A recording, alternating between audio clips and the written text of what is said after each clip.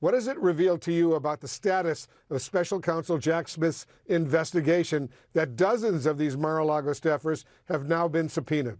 Well, it is progressing at due course, and it is leaving no stone unturned. So one of the issues with these classified documents investigation at Mar-a-Lago was that so many people, unlike a normal residence where just a family was living there, so many people in this case potentially had access to national security protected information.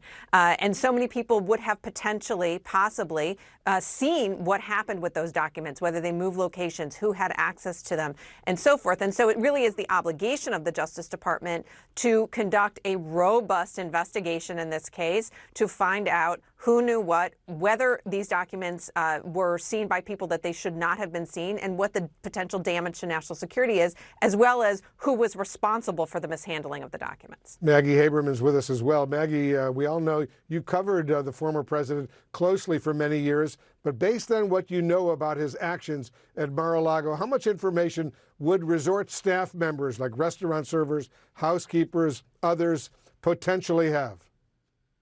I think Carrie's right. It speaks to the nature of having, as John Bolton put it to my colleague once upon a time, the first president living in a hotel. So, I mean, I think Trump does a lot of things sitting on the patio of Mar-a-Lago. He has things brought to him in his office, which is well far away from other aspects, parts of the club. We know that, there was one close aide to him who was working with another aide to move boxes, and that's what was caught on security cameras. So I actually think it's not surprising that they have cast this wide a net. As I understand it, the majority of folks have already testified. I'm not sure that there are many more folks to come in, but I think that they are looking at any possible scrap of information because it is so hard to build a 360-degree view of Trump at Mar-a-Lago. And Gloria Borger, do you think the special counsel, Jack Smith, is sending a message here about the lengths he's willing to go to investigate? Well, first of all, he's doing his job. And as my colleagues have said, he's casting a wide net, but he's also, to use another cliche, tightening the screws here. Anybody who's in the Trump orbit knows that this is a man who also is saying to a Trump attorney, you cannot claim attorney-client privilege. And that is something he is asking a judge to say, overrule this. We've got to talk to Evan Corcoran, this attorney.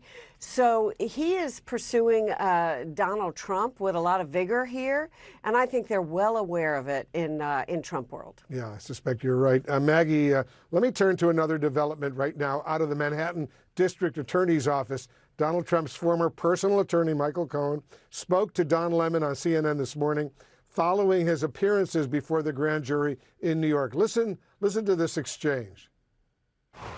Do you believe that an indictment is imminent?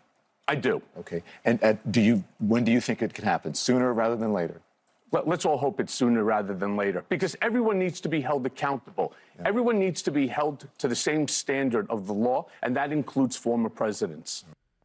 So based on your reporting, Maggie, how is the Trump team preparing for a potential indictment in Manhattan?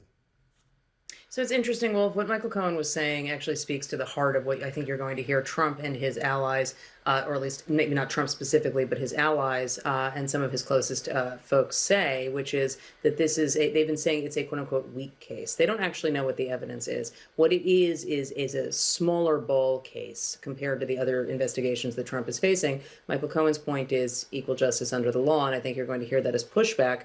What the Trump folks are preparing to do, it's not really clear how prepared they are legally for this case, and we don't yet know what the charges will be if they come. But what they are preparing for politically, it is an all-out war against the Manhattan District Attorney, Alvin Bragg. They're going to try to make it as if he is part of a broader, political conspiracy within the Democratic Party aligned with Joe Biden, and that this is all about the 2024 election. Now, it's not clear what, if any, data points they will look to or point to try to prove this conspiracy. But I think that saying this over and over again to his supporters may have an effect, and I think that they are planning on getting very aggressive, which, Wolf, as you know, is the speed Donald Trump has in almost any situation. And it's interesting, Gloria, Trump's new attorney, the current attorney, joined CNN last night. I want you and our viewers to listen to what he said about the impact an indictment of the former president would actually have. Listen to this. I think it will ultimately embolden his supporters and give him more strength because it will be proven to be wrongly accused. So what do you think? Is there some truth to that argument? I don't know that he's going to be wrongly accused, but I do think he has a point in saying it's going to embolden his supporters. I mean, look at what occurred after the classified documents were found at Mar-a-Lago. Trump raised an incredible amount of money right after that and claimed victimhood, as I'm assuming he's going to do, because that's what he's always done in the past.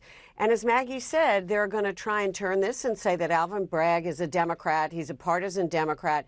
It's part of the Democratic witch hunt. And don't forget, he has already said that if he were to be indicted, he would continue to run for the presidency. So we know he'll be out there.